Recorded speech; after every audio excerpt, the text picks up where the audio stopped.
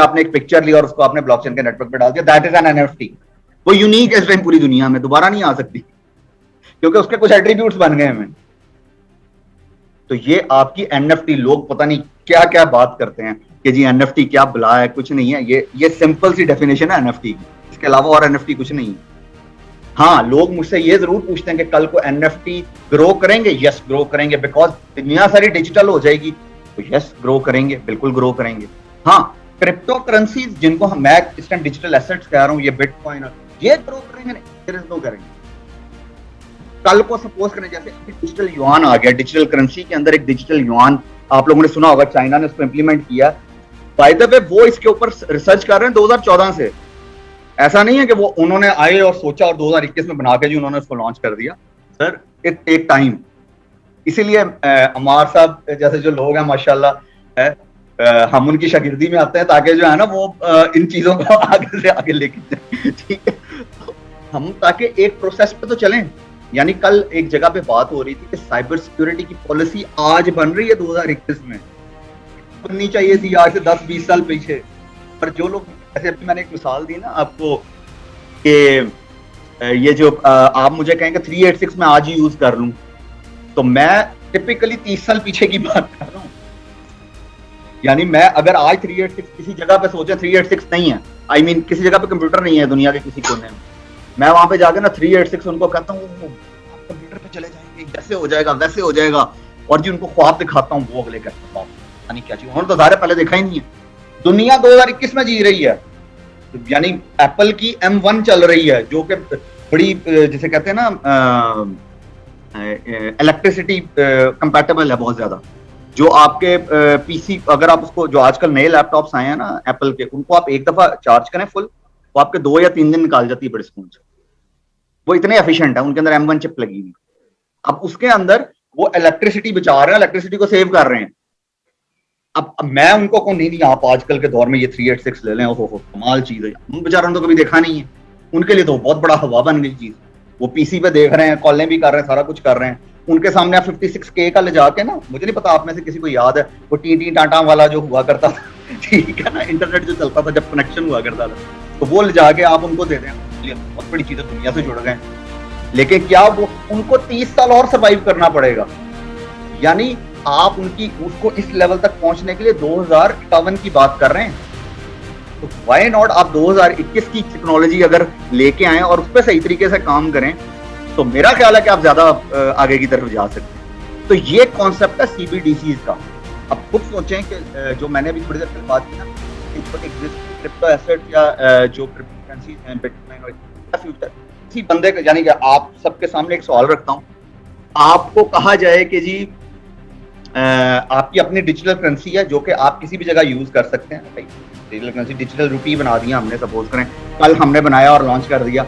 अच्छा, अब जी मैं आपको कहता हूँ ये एक थर्ड पार्टी है, इसको यूज करें।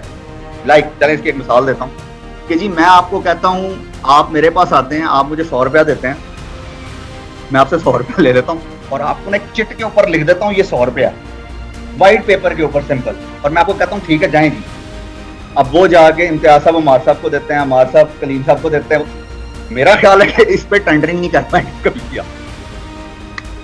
तो आगे चल के CBDC का दौर आने वाला है, क्योंकि टेक्नोलॉजी इवॉल्व हो रही है बहुत ज्यादा। हाँ, वो फायदा उसका आप सप्लाई चेन में उसको जनरेट करें साथ कि जी आपको, जैसे मैंने सेलर और बायर की बात की, उसके अंदर आप उसको यूज करना शुरू कर दें, देन आपको समझ में आती है बात। ठीक है, आप उसको मैं इसकी एक और मिसाल देता हूँ। अभी देखें आपको क्या प्रॉब्लम्स आती हैं जब आपने कंट्री से बाहर जाना होता है। मनी लॉन्ड्रिंग बड़ी आसान है बाय द वे, ठीक है, मैं यहाँ पे by the way money laundering नहीं पढ़ाने लगा, क्या उसके अंदर क्या होता है, AML में क्या चीजें होती हैं। लेकिन आप उसको सोचें कि आपने क्या करना है, आपने जितना दिल किया रुपया छापा, उसको आप बाहर लेके गए, उसको रियल मनी में कन्वर्ट कराया, इसी तरह डाउन जाती है आपकी सारी। हमारे यहाँ, मैं बल्कि अमार साहब के पीछे आजकल एक और चीज के लिए पढ़ा हूँ कि 5th क्लास से ऑनवर्ड्स इकोनॉमिक्स पढ़ानी शुरू करें। आजकल हर बंदा जो है ना इकोनॉमिस्ट बना हुआ है, जिसको कख नहीं पता कि जी किस तरीके से पैसे की ऊपर जाती है और किस तरीके से नीचे जाती है। मेरा ख्याल हमें वहां से शुरू कर देनी चाहिए ये चीज, ताकि लोगों को पता लगे कि इकोनॉमिक्स होती क्या है। बाय द वे इंजीनियर्स को तो जरूर पढ़ानी चाहिए इकोनॉमिक्स क्या, ठीक है ना। तो हमें आजकल हर बंदा इस बात पे कर रहा है डॉलर ऊपर चला गया, क्यों चला गया किसी को नहीं पता। हाँ, हर बंदा अपनी थ्योरी बना रहा है। बाय द वे, इसी को फिफ्थ जनरेशन वॉरफेयर भी कहा जाता है, या मिस इन्फॉर्मेशन वॉरफेयर। आप किसी इन्फ्लुएंसर के पीछे लगे। खैर, बैक टू माय एग्जांपल कि जी अब उसमें एक थर्ड पार्टी आपको आके कहती है कि आप ये वाली करेंसी यूज करें, ठीक है, मैं जो है ना, मैं जिम्मेदार हूं इसका, मेरा नहीं ख्याल आप करेंगे। आपको बैक पे कोई चीज चाहिए उसके लिए, ऐसा नहीं है कि आपको लाके कोई हवा में चीज दे दे और आपके पास ठीक है जी। जिस तरह हमारे यहाँ, सॉरी टू से मैं मिसाल ऐसी देने लगा हूँ, हमारे यहाँ जिस तरह वो फाइलें नहीं बिक रही होती लाख लाख, 2-2, 10-10 लाख रुपए की, पीछे जमीन है कोई नहीं, फाइलें बेची जा रहे हैं। तो ये आजकल की जो है ना ये, हाँ, कुछ ऐसे नए प्रोजेक्ट शुरू जरूर हुए हैं जिसमें वो लोग क्या कर रहे हैं, वो आपके साथ आपको बेसिकली दे रहे हैं लाइक के जी एक आपको चीजों का किराया दे रहे हैं, ये समझ लीजिए। जैसे एक हीलियम का नेटवर्क है, ठीक है, मैंने खुद कभी नहीं नाम किया ना आगे रखता हूँ, लेकिन क्योंकि मैंने उनके व्हाइट पेपर स्टडी किए हैं रिसर्च के दौरान और चीज़ों के दौरान, तो इसलिए जैसे अभी आपने बिटटोरेंट का एक चीज़ देखी होगी, वो आपको कहते हैं आप हमारे सर्वर बन जाएं, हम आपको इसकी मद में फीस देंगे, लेकिन फीस जो होगी वो उनकी डिजिटल कॉइन है उसकी सूरत में होगी। तो इस तरह के भी प्रोजेक्ट्स आ रहे हैं, लेकिन सिंपल ये कहना कि मैंने अपना कॉइन ला दिया और फिर उसके ऊपर लोग ना, आप उनको मना करें ना कि यार आप ये क्या कर रहे हैं, तो वो गुस्सा भी कर जाते हैं। तो बहरहाल तो ये एक अलग चीज है। तो आई होप कि मैं समझा पाया हूँ व्हाई सीबीडीसी जरूरी, बहुत ज्यादा जरूरी है। चैलेंजेस ऑब्वियसली हमें बहुत देखने को हमारे यहाँ पाकिस्तान में स्पेसिफिकली एक सबसे बड़ा जो चैलेंज है वो अडेप्टेबिलिटी का। आप लोगों को अब समझाना शुरू करें और 2 साल बाद उनको चीज समझ में आएगी कि ओए होए अच्छा ये तो। मैं आपको अगर ये बताऊं कि जी वर्क फ्रॉम होम का कॉन्सेप्ट मैं लोगों को 2015 से समझाने की कोशिश कर रहा हूं, वो उनको नहीं समझ में आया। जब पेंडेमिक आया तो लोगों को ठक करके समझ में आया कि वो ये तो चैलेंजेस बहुत सारे हैं, लेकिन सिर्फ फर्क ये है कि हम जो एक एजुकेटेड बनता है ना, जिसके सामने तमाम चीजें, उसको अपना जो है ना, अपना फायदा थोड़ी देर के लिए छोड़ के तो कम्युनिटी का फायदा सोचना पड़ेगा।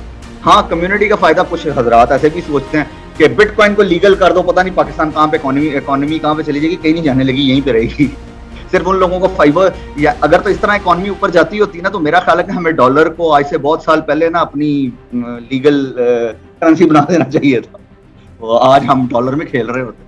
सिर्फ इसको इस तरीके से सोचें कि जी एक बंदा जो है ना, जो जिसके पास सपोज करें डॉलर नहीं है, उसने डॉलर से ही परचेज करना है, उसने रुपीज 170 रुपए देके डॉलर परचेज करना है, तो कोई फायदा नहीं है इस चीज का। तो मेरा नहीं ख्याल का, देखें जिनके पास जो अब किसी का डॉलर में अकाउंट है उसका तो भाई उसकी तो क्या कहते हैं दौलत बढ़ गई।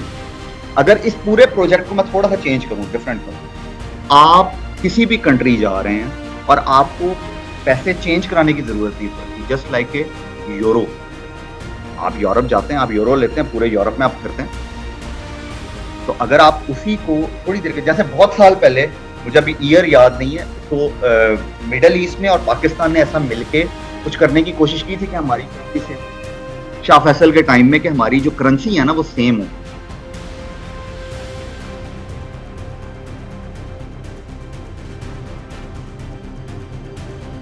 ये जब हमारे साथ ये कलीम साहब मौजूद हैं, ये हमारे डिजिटल पाकिस्तान के बहुत एक्टिव वर्कर हैं, ये कोई इशारा फरमाएंगे जी। ये एक्चुअली जो आपने आइडिया दिया, ये जब इस्लामिक कॉन्फ्रेंस लाहौर में हुई थी, तो वहाँ एक आइडिया था कि ये इन मुबालक की एक अपनी करेंसी होगी और इसी तरह ही वो सारा हम आपस में बिजनेसेस करेंगे और सारी रिसोर्सेज को शेयर करेंगे, तो ये एक आइडिया था। हाँ, तो ये एक पूरी जो चीज थी ना, यानी उस तरह की, अब सपोज करें ये पूरी चीज दुनिया में चलनी शुरू हो जाए पूरी। अच्छा, थोड़ा सा अगर बिटकॉइन की हिस्ट्री में जाए ना, तो उस ये बात है 2008 और 2009 जब चल रहा था ये। अच्छा, ये जो जितनी भी मैंने डिस्कशन की, शायद मैं क्लोजिंग स्टेटमेंट जो है ना बेसिकली इससे बात करूंगा कि जी हम जो है ना इस पे बात करते हैं कि जी बिटकॉइन जब बना था पीछे सोच क्या थी। अगर आप जाके उसको सिर्फ एक दफा सोचें ना कि जी बिटकॉइन जब 2008 और 2009 में बना था, तब जो है इकोनॉमी यही ब्रेकडाउन चल रहा था जो आप लोगों ने 2020 और 2021 में देखा। बिल्कुल वो इकोनॉमी ब्रेकडाउन था, तो लोगों ने, एक ग्रुप ऑफ पीपल या जिन्होंने भी ये चीज सोची, उन्होंने सोचा थर्ड वर्ल्ड कंट्रीज को अगर हम सेम जगह पे ले आए ना, तो मेरा ख्याल है कि ये सारा कुछ बराबर हो जाएगा। यानी आपका वहां से जो करेंसी आए वो इधर वो शिफ्टिंग ना हो, तो हम पूरी दुनिया में एक करेंसी बना दें, तो तो और बाय द वे ये एक एक्सपेरिमेंटल प्रोजेक्ट था, this is not like this जो अब चल रहा है, ये एक एक्सपेरिमेंटल प्रोजेक्ट था, इसको बाद में वो जी तो जो कुछ होना शुरू हो गया बंदा। मैं कई दफा एक जुमला बोलता हूँ अपने इंटरव्यूज में और सेशंस के दौरान कि अगर उन लोगों को आज पता नहीं है या नहीं, अल्लाह ताला उन पे अपनी रहमतें करें, लेकिन अगर वो हैं और वो देखते होंगे ना तो उनको वो खुदकुशी कर लेंगे, ठीक है ना। So that's actually my ending चीज थी। तो इसलिए जो है ना आप इसको इस तरीके से देखा करें, और आगे जो फ्यूचर है that is on the CBDCs based. वो ऐसा नहीं है कि आप क्रिप्टो करेंसी को लीगल कर रहे हैं और जी इकोनॉमी कहीं बहुत ऊपर चली जाएगी। तो दैट्स इट जी। जी बहुत शुक्रिया अहमद साहब, बहुत शुक्रिया। अब क्वेश्चन लेने जाएंगे। रज़ा साहब आपका क्वेश्चन था, रज़ा साहब प्लीज गो अहेड। अस्सलाम वालेकुम सर। सर मेरा सर अहमद से सवाल था कि मैंने काफ़ी इंटरव्यूज़ और अभी भी आपसे सुना है कि डिजिटल करेंसी की वो जो करेंसी की डेफिनेशन होती है उसके ऊपर ये जो क्रिप्टो करेंसीज होती है वो नहीं उतरती। तो सर आपके नज़दीक वो जो करेंसी की डेफिनेशन है वो एक्चुअली है क्या?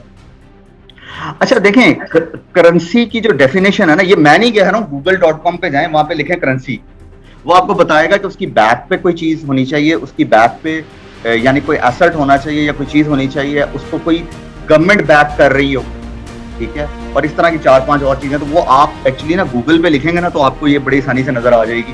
तो आप मेरी उस बात से वो कर जाएंगे कि जी दिस इज, ये सारी चीजें उस पर पूरी नहीं उतरती किसी भी। ठीक है सर। सर तो अगर ये किसी एक प्रॉपर चैनल के, मतलब कि हम अगर पाकिस्तानी एक स्टेबल कॉइन बनाते हैं और उसको एक प्रॉपर चैनल के थ्रू लेके आते हैं, जैसे आपने उसकी बात की central bank of digital currency, इसके थ्रू लेके आते हैं तो ये सही होगा? जी हाँ बिल्कुल। देखें वो बिल्कुल उसी तरीके से, देखें उसको अगर आजकल की जुबान में बात करें उसको हम स्टेबल कॉइन कहते हैं। स्टेबल कॉइन का मतलब यह जिसकी प्राइस आज मैं आपको दे रहा हूँ तो 100 रुपए, जैसे 100 रुपए का नोट मैं आपको देता हूँ 100 रुपए ही रहेगा सारी जिंदगी, ठीक है ना। ये क्या वो मैंने आपको 100 रुपए दिया कल 1000 रुपया बन गया, ऐसे ही तो ऐसे तो नहीं होगा ना। तो इसको आजकल के दौर पे जो लोग इस पे काम कर रहे हैं इसको स्टेबल कॉइन के नाम से, कि आपने अगर सर्च करना गूगल पे जाके लिखेगा स्टेबल कॉइन प्रोजेक्ट तो वो आपको बहुत सारे प्रोजेक्ट उसमें दिखा देगा। जैसे मैं आजकल एक प्रोजेक्ट का पार्ट हूँ, डिजिटल यूरो जो बन रहा है, मैं उसमें एज ए फेलो एक्सपर्ट काम कर रहा हूँ, उनके साथ मेरी रिसर्च वगैरह चल रही है। तो यस, तो वो अगर थ्रू प्रॉपर चैनल आएंगे देन दैट्स जी सर स्टेबल कॉइन में तो वैसे भी इस तरह ये जो एक चीज है आपके जो एक पॉइंट है,